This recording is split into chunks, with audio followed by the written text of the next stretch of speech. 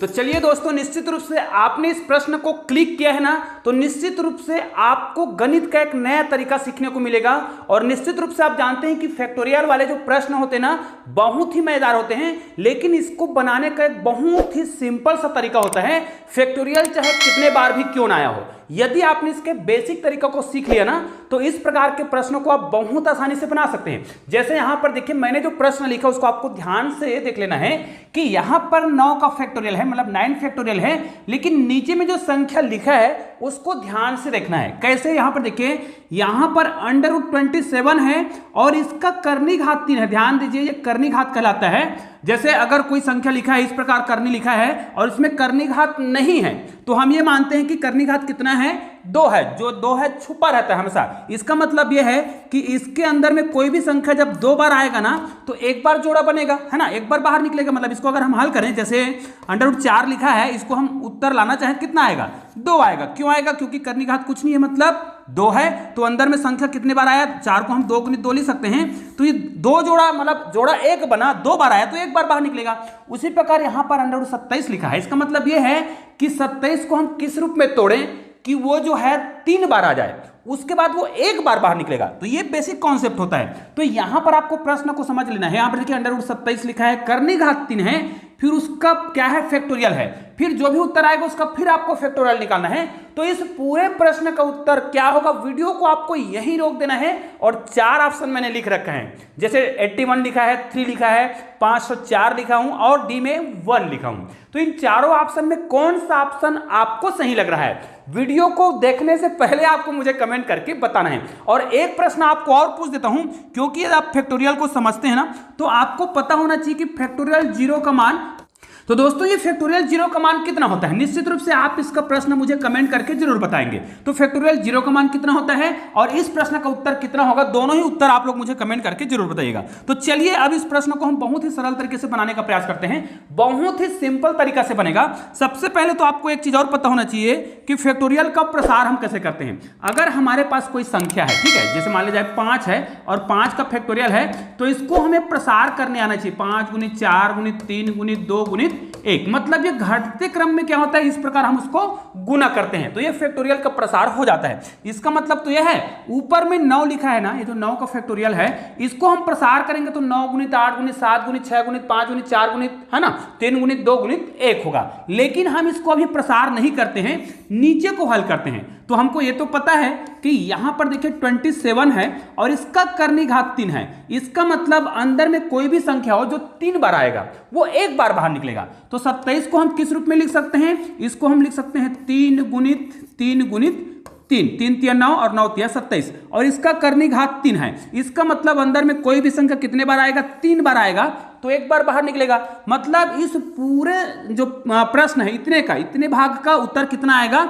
3 आएगा, क्योंकि करनी घात 3 है और 3 जो है 3 बार आ रहा है। मतलब यहां पर जो √27 और करनी घात 3 है, उसका उत्तर कितना आ गया? केवल 3 आ गया। लेकिन देखिए इसी का फैक्टोरियल है, तो इसका अगर हम फैक्टोरियल करेंगे, यहां पर फैक्टोरियल दिया है और इस पूरे का फिर से फैक्टोरियल दिया है, इसी का फिर से देखिए यहां पर फिर से एक फैक्टोरियल दिया हुआ है, मतलब फैक्टोरियल का फैक्टोरियल दिया हुआ है। अब इसी का उत्तर हमें निकालना है। तो कई लोग क्या करते हैं, यहां पर 9 का फैक्टोरियल है, यहां पर 3 का फैक्टोरियल है, तो 3 और 3 को कटा दिए, तो 3 × 9, उत्तर में क्या कर सकता है, कोई जो है 3 भी उत्तर ला सकता है, जो कि गलत है। आपको इस प्रकार इसको नहीं कटाना है, याद रखिएगा। ये 3 × 9 नहीं आएगा, मतलब ये वाला ऑप्शन तो गलत हो गया।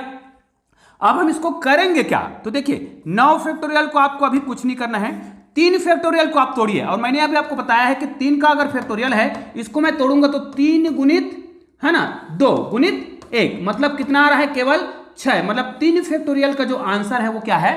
केवल 6 है, 6 फैक्टोरियल नहीं। लेकिन यहां पर देखिए इसको यदि हम हल करते हैं, तो यहां पर देखिए 9 फैक्टोरियल ऊपर में है और नीचे में क्या हो जाएगा?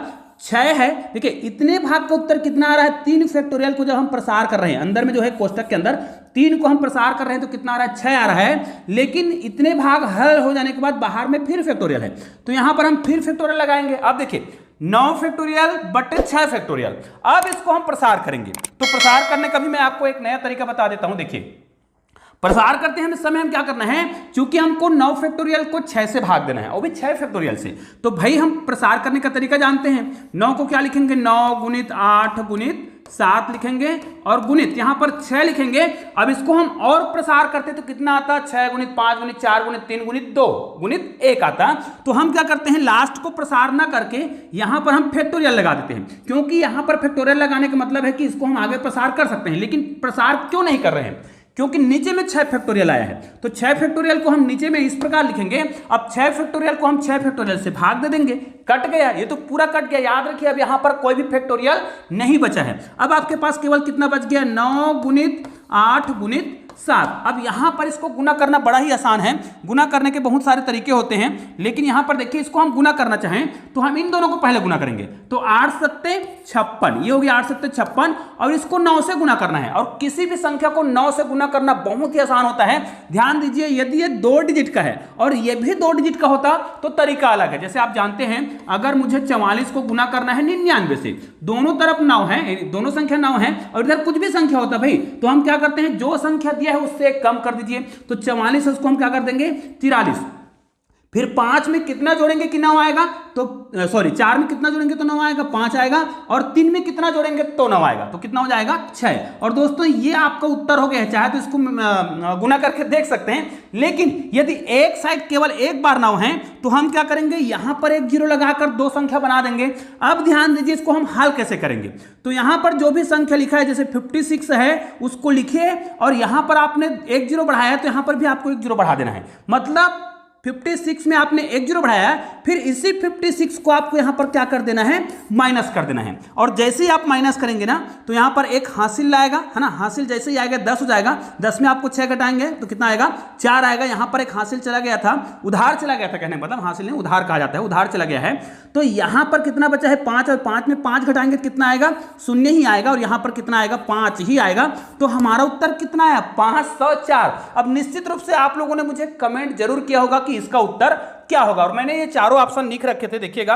और मैंने आपको एक और प्रश्न किया था कि आपको क्या बताना था। देखिए हमारा ऑप्शन कौन सा है, ये वाला ऑप्शन बिल्कुल राइट है, सी वाला ऑप्शन राइट है। लेकिन प्रश्न में मैंने शुरुआत में एक चीज और पूछा था कि 0 फैक्टोरियल का वैल्यू कितना होता है। तो निश्चित रूप से 0 फैक्टोरियल का जो मान होता है ना, वो कितना होता है, 1 होता है। और इसके लिए आप मेरे बहुत सारे वीडियो उसको देख सकते हैं, जिसमें 0 फैक्टोरियल का जो वैल्यू होता है वो 1 क्यों होता है। तो निश्चित रूप से बहुत ही महत्वपूर्ण वीडियो है, इसलिए इस वीडियो को अधिक से अधिक शेयर जरूर करिए। और हाँ दोस्तों, आपने अभी तक चैनल को सब्सक्राइब नहीं किया है ना, तो नीचे हमारे चैनल को लोगो दिखाई दे रहा है, उसको क्लिक करना है, चैनल को सब्सक्राइब करना है। बगल में ऐसे 2 शानदार वीडियो दिखाई दे रहा है, किसी भी वीडियो को 2 बार क्लिक करिए और शानदार वीडियो का आनंद लीजिए। तो चलिए दोस्तों, मिलते हैं एक और बेहतरीन वीडियो के साथ, तब तक के लिए जय हिंद जय भारत।